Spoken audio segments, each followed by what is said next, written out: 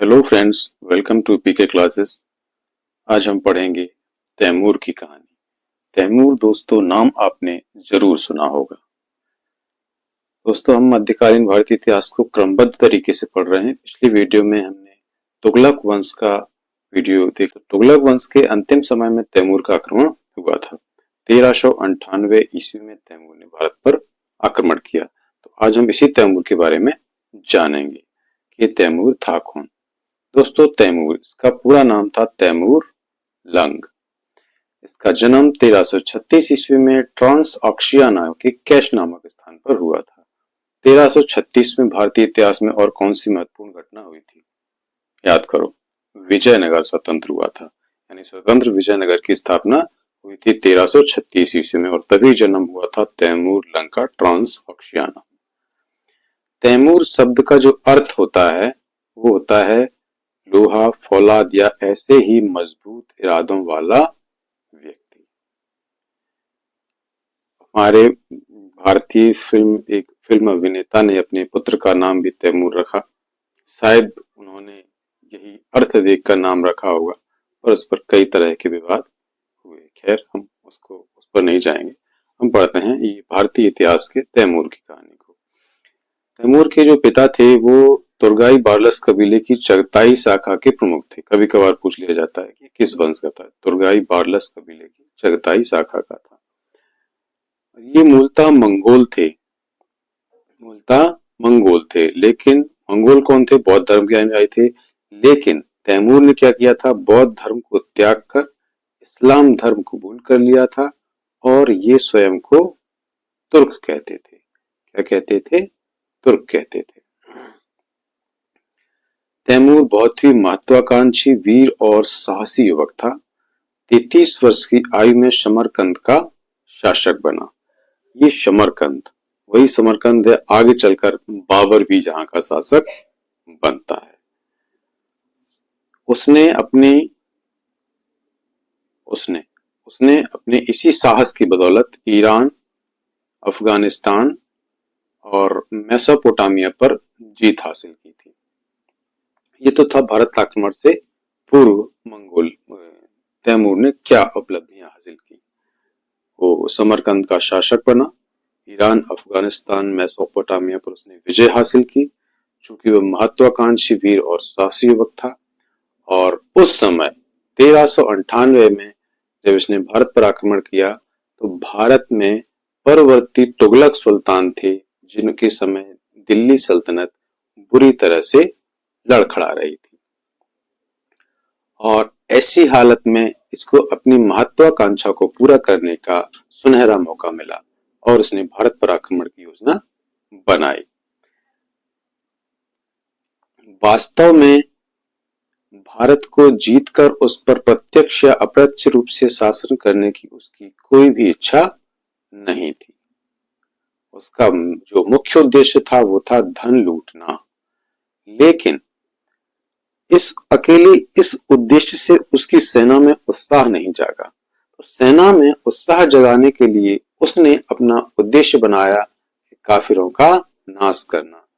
जो तत्कालीन दिल्ली सुल्तानों के समय सहिष्णुता का माहौल बना हुआ था, उसको असहिष्णुता में बदलने के लिए, काफिरों का नाश करने के लिए तैमूर ने भारत पर आक्रमण किया। ऐसा उसने अपने सैनिकों को बताया। लेकिन सच में उसने क्या किया?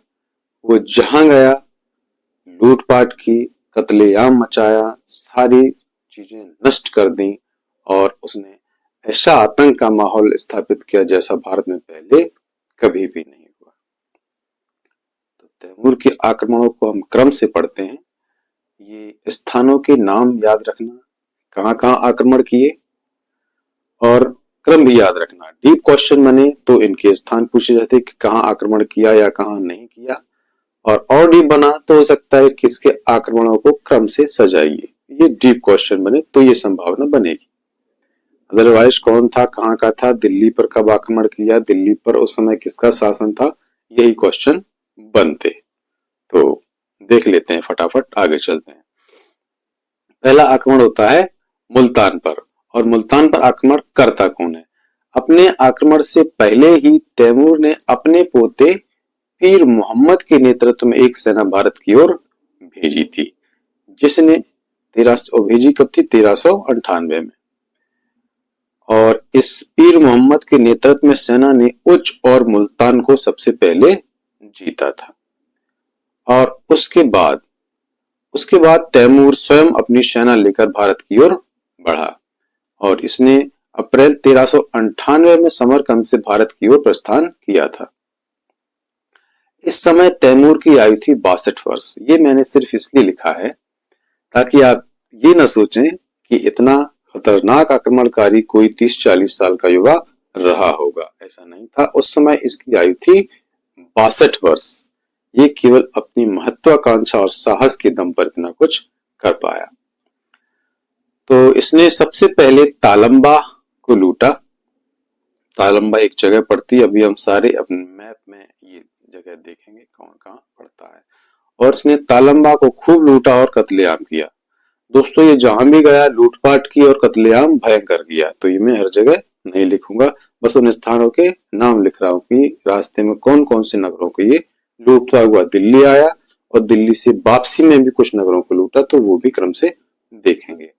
तो इसी क्रम में अगला जो नगर था वो था दीपालपुर, फिर भटनेर, सिरसा, कैथल और उसके बाद दिसंबर 1398 में ये दिल्ली पर आक्रमण करता है। दोस्तों,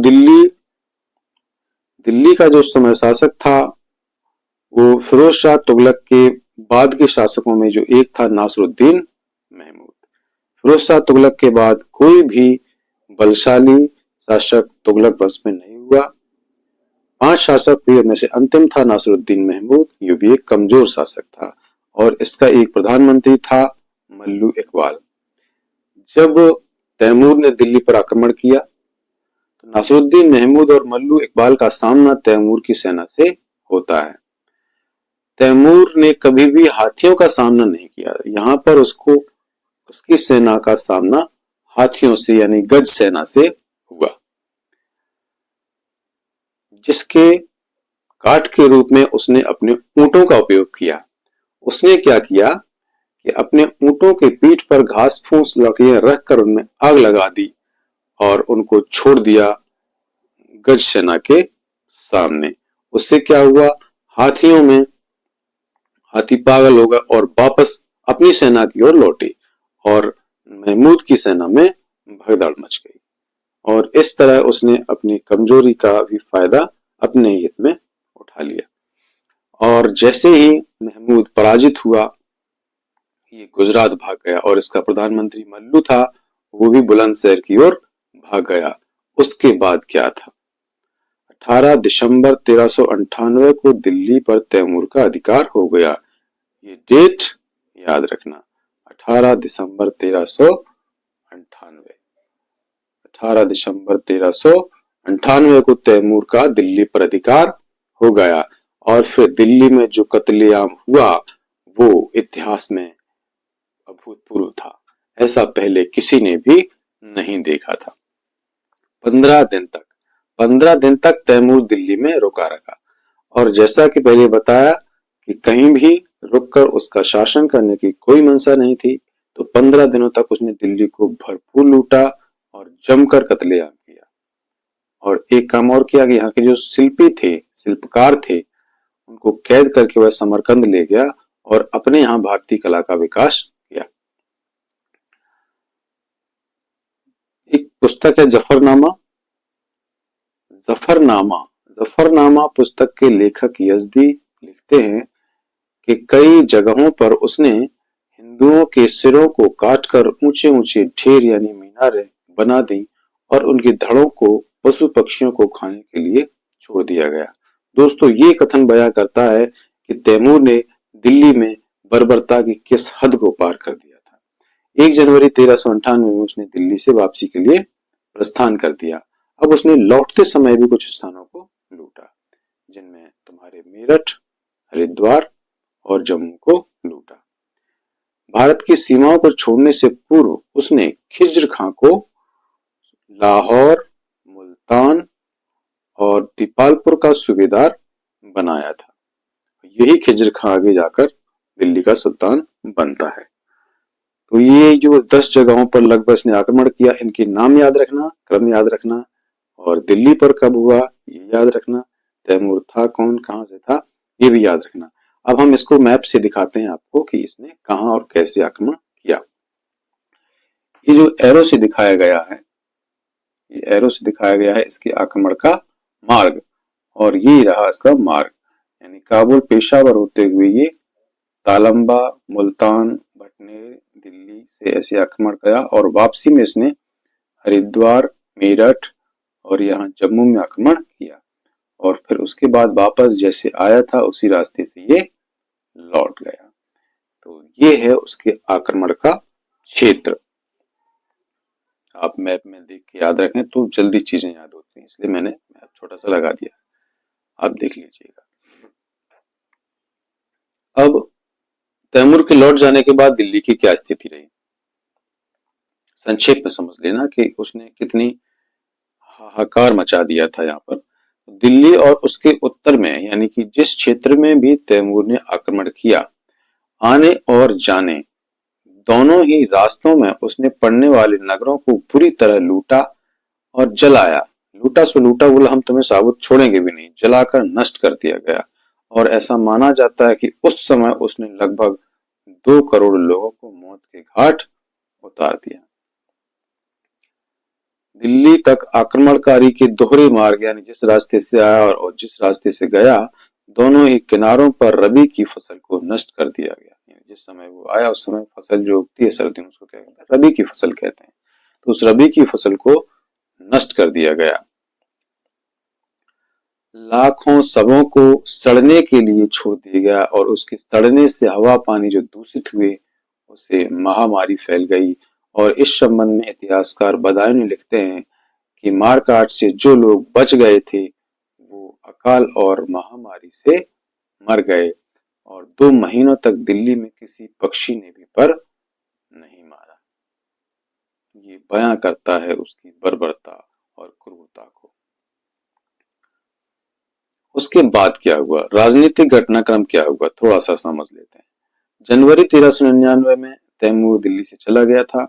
मार्च 1399 में नुसरत शाह, ये प्रतिद्वंदी था महमूद का, ये नुसरत शाह दिल्ली में आ गया और इसने अपना दिल्ली पर अधिकार कर लिया। लेकिन महमूद का जो प्रधानमंत्री था मल्लू, जिसका अभी जिक्र किया था, मल्लू ने इस नुसरत शाह को मार के भगा दिया, और 1401 में महमूद को वापस दिल्ली बुला लिया। जो तैमूर के आने से गुजरात भाग गया था उसको महमूद को वापस बुला लिया और दिल्ली का सुल्तान बना दिया। अब महमूद प्रधानमंत्री मल्लू का एहसानमंद हो गया, और इस एहसान के कारण ही वह मल्लू के हाथ की कठपुतली बन गया है, यानी अब जो मल्लू कहेंगे वही महमूद करेंगे। उसके बाद क्या हुआ, लगभग 4-5 साल बाद ही 1405 ईस्वी में मल्लू की मृत्यु हो जाती है। अब ये थोड़ा सा स्वतंत्र हुआ महमूद, लेकिन ये फिर भी कुछ खास नहीं कर पाए, और फरवरी 1413 में महमूद की मृत्यु हो जाती। महमूद की मृत्यु के बाद एक अमीर था दौलत खां, इसको दिल्ली की गद्दी पर बैठाया गया, लेकिन उस समय की अव्यवस्था में ये भी व्यवस्था कायम नहीं कर पाया, और इसी अव्यवस्था का लाभ उठाकर खिज्र खां, जो तैमूर का प्रतिनिधि था, जिसको लाहौर, मुल्तान और दीपालपुर का सूबेदार बना के चला गया था तैमूर, वही खिज्र खां वापस दिल्ली आता है और दिल्ली पर अपना अधिकार जमा लेता है। 28 मई 1414 को वह स्वयं को दिल्ली का सुल्तान घोषित करता है और सैयद वंश की नींव रखता है। तो इस तरह तैमूर के आक्रमण से दिल्ली में सत्ता परिवर्तन होता है, और क्या होता है, हिंदू मुसलमानों में वैमनस्य बढ़ जाता है, क्योंकि इसने हिंदुओं के साथ बहुत ही अत्याचार पूर्वक काम किए, और यहाँ की जनधन को अपार हानि हुई, और भारतीय कला और संस्कृति को, यानी शिल्पकारों को वो समरकंद ले गया था, तो यहाँ की कला और संस्कृति समरकंद तक पहुंची। ये क्या थे, तैमूर के भारत आक्रमण पर प्रभाव। आप पूरा विवरण पढ़ेंगे तो प्रभाव खुद से भी लिख सकते हैं। तो दोस्तों, ये तैमूर को हमने आज जाना कि कौन था, कैसा था। अगला वीडियो पढ़ेंगे सैयद वंश का। तो मिलते हैं नेक्स्ट वीडियो में। आप वीडियो को लाइक कीजिए, चैनल को सब्सक्राइब कीजिए, दोस्तों को शेयर भी कीजिएगा। तो पढ़ते रहिए, खुश रहिए। मिलते हैं नेक्स्ट वीडियो में।